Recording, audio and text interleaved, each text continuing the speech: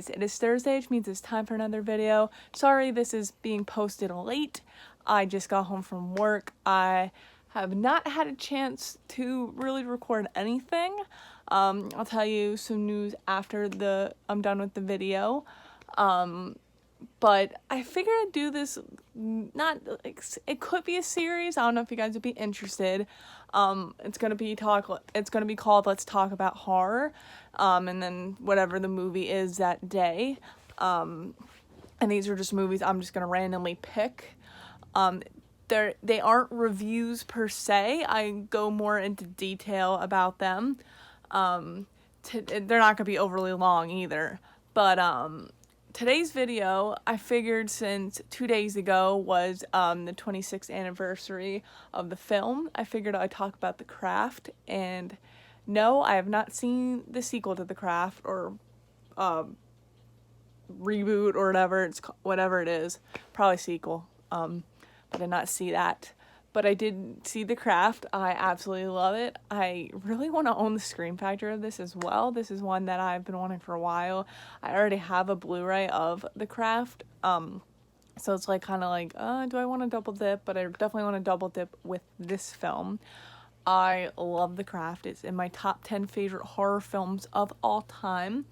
This movie was actually directed by Andrew Fleming. If you don't know who Andrew Fleming is, he also directed a really good movie that I pretty recently reviewed on this channel called Bad Dreams, a couple years prior to this film.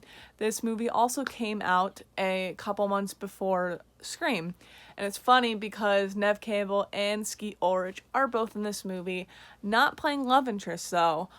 Skeet Ulrich is playing a douchebag character named Chris, and Neve Campbell's playing a character named Bonnie, who's very shy. They're all kind of shy, but I think the standout performance in this film by far is Fairuza Balk as Nancy. She's just batshit insane, and I absolutely love her in this film. She's kind of underrated. She was in a lot of stuff in the 90s and just nothing now. She's probably in more stuff now, but not stuff that we really know as much. But this is an awesome movie.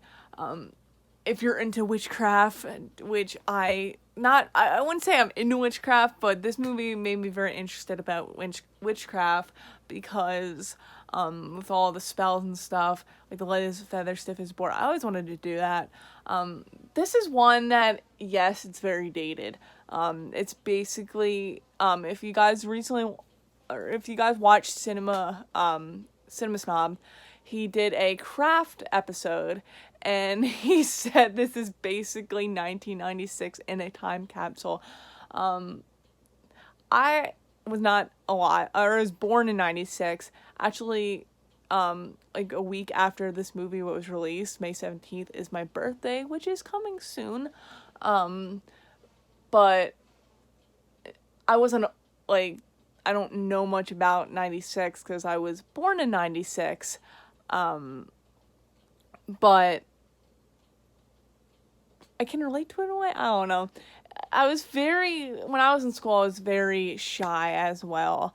And obviously I've never done witchcraft or anything like that, but I love the characters in this movie. This is just a movie that I could talk on and on about. The music is definitely 90s. I know 90s music, and that is definitely 90s music. I love the song Tomorrow Never Knows by, I looked it up online, and it said that it was written by Paul McCartney and John Lennon, which I'm assuming is probably a Beatles song at one point, or one point in time. But this version is recorded by, Our Lady of Peace. I don't know much about the band, but I absolutely love the music, that song, which does play, right in the beginning of the film. But, yeah, there's, actually people that I've seen in so many horror movies and non-horror movies, like Breckin Meyer. He was obviously in Freddy's Dead. He was in a bunch of, comedies and, family films and stuff like that. Garfield. Christine Taylor's in this movie. She might still be married to Ben Stiller. She's in this movie. She was in Night of the Demons 2. She was in a bunch of movies with her husband. She's from close by to where I live. She's originally from this sort of area, which is interesting. And I don't know much about Rachel True, or Robin Tunney, other than she didn't have she shaved her head, so it was a wig. And now that I know about it, I mean, I knew about it for a long time, but it's kind of obvious at points when she's wearing a wig. It's kind of like Jamie Lee Curtis in the original Halloween 2 with her wig. It's kind of like once you know about it, you can't unsee it. But yeah, what can I say? This isn't like straight horror either. It is rated R, but it doesn't feel rated R at times, you know? Honestly, this probably could have passed with a PG-13, but I'm glad it's rated R, because, yeah. This is a great movie. I'm sorry if this is a weird video.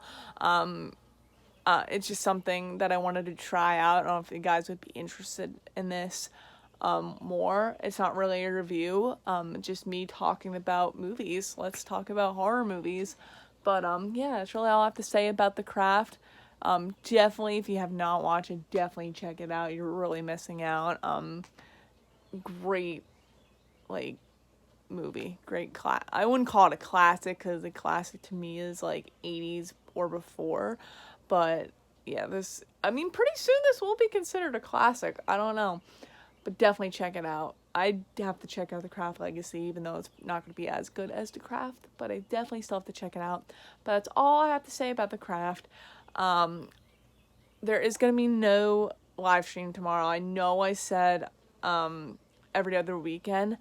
I'm actually going through more plans for a wedding. Yes, I am getting married in October of 2023. I just want to go through some things. Yes, I have time, but I like to, the way I am, I like to prepare myself. So I want to just go through some stuff with, like, my sister-in-law. Gonna be busy with that. That's kind of why I was a little late to posting too, because I couldn't think of anything, because I've been thinking about this all week. But I didn't want to disappoint you guys, so here it is. But I hope you guys enjoyed, and I will see you guys on Monday.